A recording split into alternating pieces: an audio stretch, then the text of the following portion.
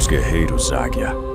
Cidade do México, século XV. Antes de qualquer coisa, um detalhe que nenhuma aula de história vai te contar. O guerreiro Águia Azteca não ia para a batalha para matar o inimigo. Matar era fácil demais para ser valoroso. O objetivo era capturar, trazer o inimigo vivo. Quanto maior o guerreiro que você capturasse, maior era o seu prestígio. Um homem que matava 100 inimigos valia menos do que um homem que capturava um general. Para se tornar um guerreiro Águia, você precisava capturar 4 inimigos distintos em batalha. Não 4 qualquer, 4 que resistissem. O treinamento começava aos 6 anos. Aos 15, você já estava no campo de batalha como observador. Aos 20, no centro do combate. O uniforme era mais do que símbolo. Era pressão psicológica calculada. Um exército de homens vestidos como aves de rapina, movendo-se em formação, gritando, era uma máquina de terror psicológico antes de qualquer golpe.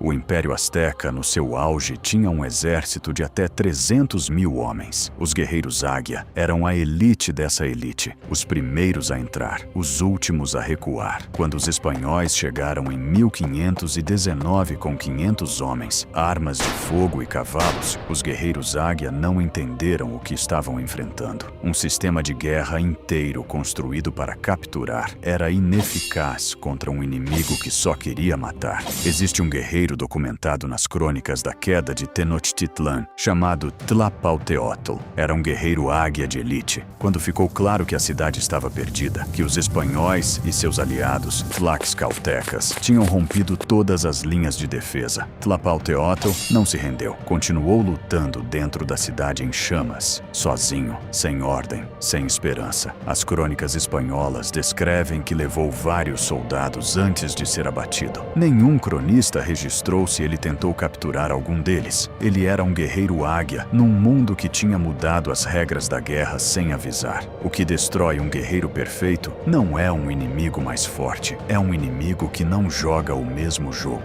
Cunhambebe, guerreiro tupinambá.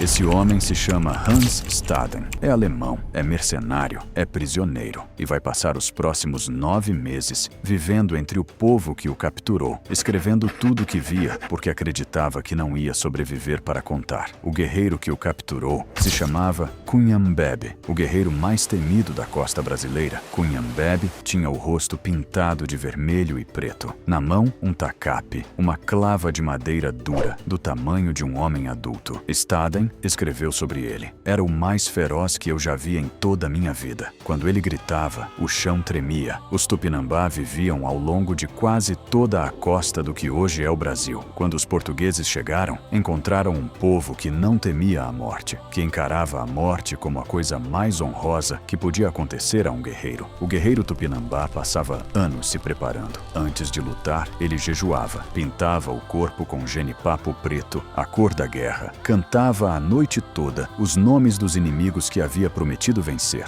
Entrava na batalha, num estado que os portugueses descreveram como sem medo algum de morrer. Não era falta de inteligência, era a construção deliberada de um estado mental de invencibilidade. Os portugueses trouxeram arcabuzes, canhões, cavalos e doenças. Os Tupinambá responderam com flechas envenenadas, disparadas de distâncias que os europeus consideravam impossíveis, e com guerrilha na floresta, onde toda a tecnologia europeia deixava de funcionar. Cunhambebe morreu de varíola. Hans Staden voltou para a Alemanha e escreveu o livro mais lido da Europa sobre as Américas naquele século. O guerreiro mais temido da costa brasileira não perdeu para um exército, perdeu para algo invisível que chegou junto com os navios.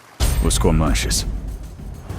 Os espanhóis tinham uma expressão para o território Comanche, Comancheria, um território do tamanho de 2 estados brasileiros. E dentro desse território, uma regra simples: você atravessava com permissão ou não atravessava. Os Comanche foram os primeiros povos nativos americanos a incorporar o cavalo completamente na sua cultura de guerra, tão além dos demais, que os outros povos das planícies os chamavam de os senhores do cavalo. Um guerreiro Comanche Comanche aprendia a montar antes de aprender a andar. Aos 5 anos, já galopava. Aos 12, atirava com arco e flecha debaixo do pescoço do cavalo, em galope total, uma flecha a cada 3 segundos, com precisão letal. Para comparação, um mosqueteiro espanhol treinado demorava 2 minutos para recarregar entre disparos. O Império Espanhol tentou pacificar os Comanche por 150 anos. Enviou missões militares, negociadores, padres, construiu fortes ao longo da fronteira. Os Comanche destruíram os fortes, capturaram os padres, ignoraram os negociadores. Em 1758, guerreiros Comanche atacaram a missão San Sabá, no Texas, e mataram 2 padres jesuítas. O Império Espanhol enviou uma expedição punitiva de 600 soldados. Os Comanche destruíram essa expedição também. A expansão espanhola na América do Norte parou exatamente na fronteira do território Comanche, por 150 anos. O império mais poderoso do mundo não conseguiu atravessar aquela linha. Quando os americanos finalmente subjugaram os Comanche, em 1875, foi com uma tática que nenhum exército havia usado antes. Mataram todos os búfalos, mais de 60 milhões de animais, a base de alimentação inteira de um povo. Não perderam a guerra para um exército, perderam para a fome calculada.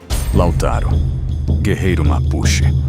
Existe um princípio na história militar que diz: todo exército tem um limite. O Império Inca conquistou 4.000 quilômetros de cordilheira. Conquistou povos no Peru, na Bolívia, no Equador, na Argentina, no norte do Chile. E então chegou ao sul do Chile e parou. Os Incas chamaram esse povo de Purum Auca, inimigos selvagens, intratáveis. A tradução mais honesta seria: os únicos que nos derrotaram. Quando os Incas não conseguiram, vieram os espanhóis. Pedro de Valdívia, conquistador do Chile, decidiu que os Mapuche seriam diferentes dos outros. Em 1553, Valdívia foi capturado pelo líder Mapuche Lautaro, um jovem de 18 anos que havia servido como seu próprio cavalariço e aprendido tudo sobre as táticas espanholas de dentro. Lautaro tinha trabalhado para o homem que agora mantinha prisioneiro. Aprendeu como os espanhóis pensavam, aprendeu como os cavalos se movem, aprendeu os pontos fracos da armadura de metal. E então voltou para o seu povo e ensinou tudo. Os Mapuche adaptaram suas táticas completamente. Começaram a usar cavalos capturados, desenvolveram formações para neutralizar a carga de cavalaria, criaram turnos de guerreiros. Quando um grupo cansava, outro fresco entrava. Os espanhóis, com armadura pesada, não conseguiam fazer o mesmo.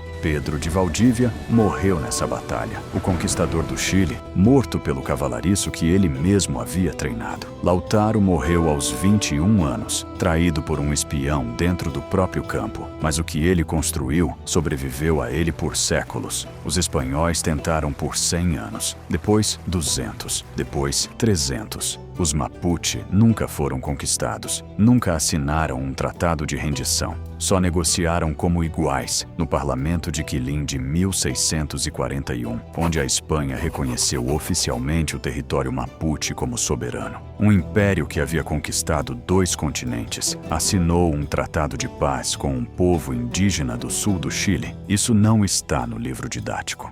Jerônimo, guerreiro Apache. 1886. O exército dos Estados Unidos tinha 5.000 soldados no campo, mais 500 batedores e uma milícia de civis. Todos eles estavam perseguindo um grupo de 38 pessoas. Homens, mulheres, crianças, há 25 anos. O nome dele era Goialé. Os mexicanos chamavam ele de Jerônimo. O grito que seus soldados davam antes de lutar contra ele, pedindo proteção ao santo. Eles precisavam de um santo para enfrentar um homem com 38 seguidores. O governo americano havia prometido aos Apache Chiricahua uma reserva nas suas terras ancestrais. Depois, revogou a promessa. Depois, prometeu de novo. Depois, revogou de novo. Jerônimo havia perdido sua mãe, sua mulher e seus 3 filhos num ataque mexicano em 1851. Ele tinha 22 anos. A partir daquele dia, nunca parou de lutar. O que fazia Jerônimo impossível de capturar não era apenas a habilidade, era o conhecimento do terreno.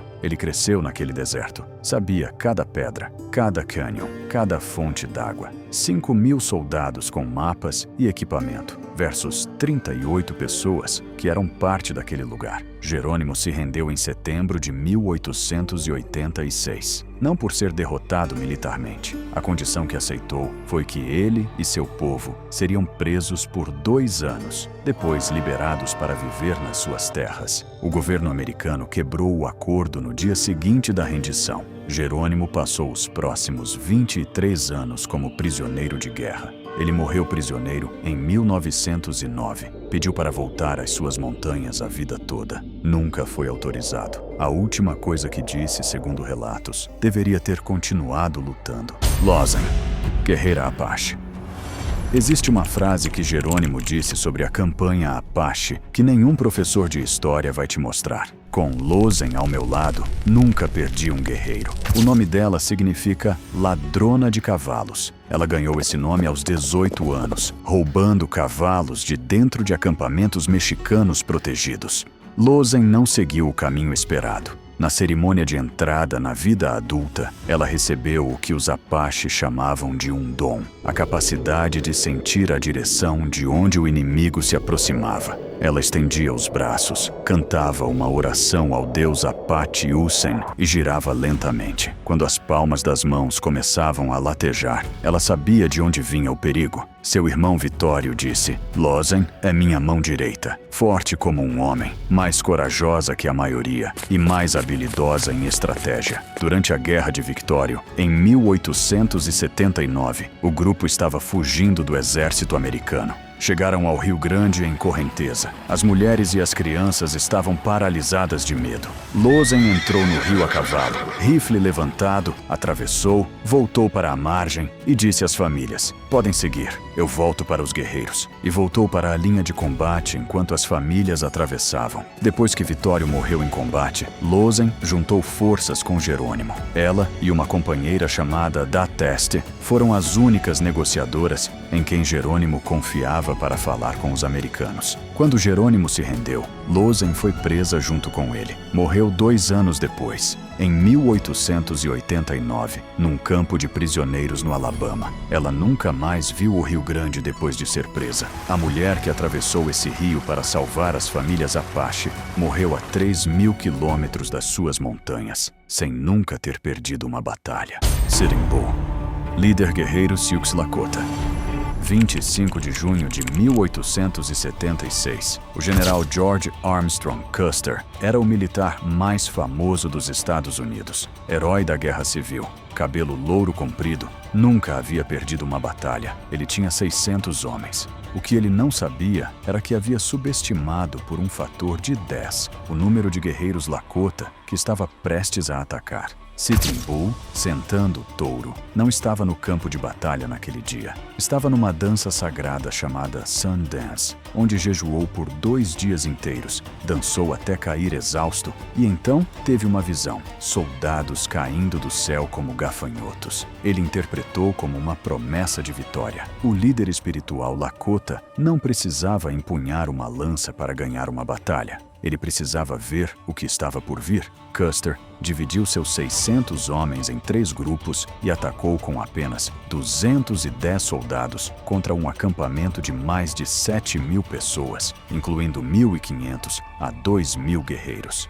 Nenhum dos 210 sobreviveu. A maior derrota militar do exército americano contra um povo indígena. O governo americano não perdoou. Enviou um exército muito maior. Destruiu acampamentos no inverno, matou cavalos, queimou suprimentos. Sitting Bull fugiu para o Canadá. Ficou lá 4 anos. Voltou em 1881 e foi preso. Anos depois, tornou-se uma atração no show de Buffalo Bill. O homem que havia derrotado o exército americano, viajando pelos Estados Unidos como curiosidade de circo. Existe uma fotografia de Sitting Bull nesse show. Ele está olhando diretamente para a câmera. A expressão não é derrota. É a expressão de um homem que entendeu exatamente o que está acontecendo com ele e decidiu que não vai dar ao fotógrafo a satisfação de vê-lo se curvar. foi assassinado em 1890 por policiais da própria reserva. Policiais indígenas trabalhando para o governo americano.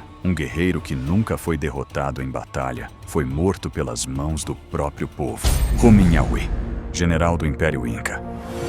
Quito, 1533. O imperador Atahualpa está morto. Pizarro o executou depois de receber o maior resgate em ouro da história humana. Uma sala de 88 metros cúbicos, preenchida até a marca da mão de Atahualpa na parede. Pagou o resgate. Foi executado de qualquer forma. E agora, os espanhóis estavam vindo para Quito. Rumiñahui, em Quechua, Olho de Pedra, era o general de campo mais temido do exército inca. Quando soube que Pizarro havia executado Atahualpa depois de receber o ouro, tomou uma decisão que os espanhóis nunca perdoariam.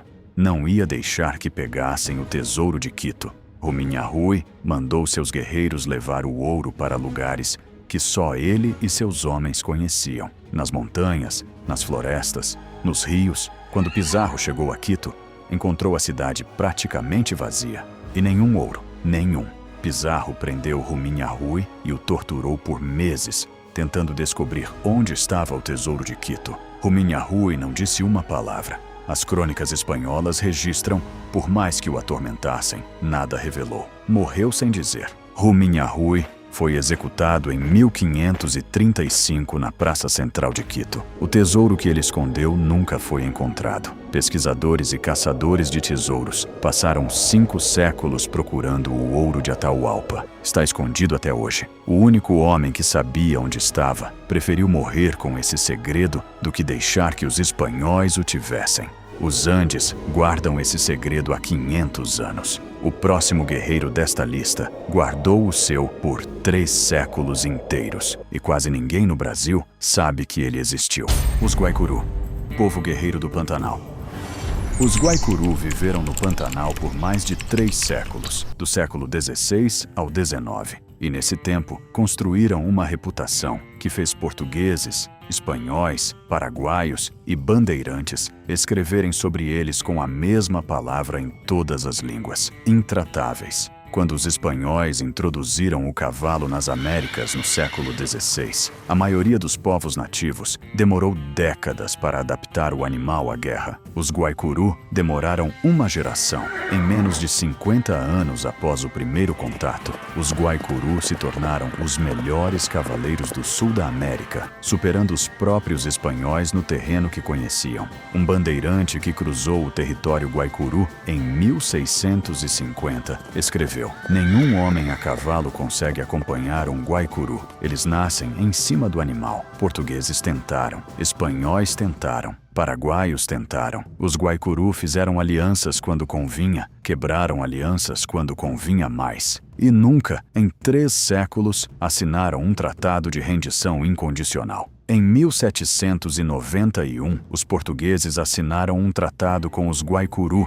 não uma rendição indígena, uma negociação entre iguais. Os portugueses cederam terras, os Guaicurú cederam neutralidade. Esse tratado está nos arquivos históricos brasileiros. Pouquíssimos brasileiros sabem que ele existe. Os Guaicurú sobreviveram como povo. Seus descendentes, os Cadiuel, vivem até hoje no Mato Grosso do Sul. São conhecidos pela arte gráfica, os padrões geométricos que os guerreiros pintavam no corpo antes da batalha. A arte de um povo que nunca foi conquistado. Felipe Camarão, guerreiro potiguar.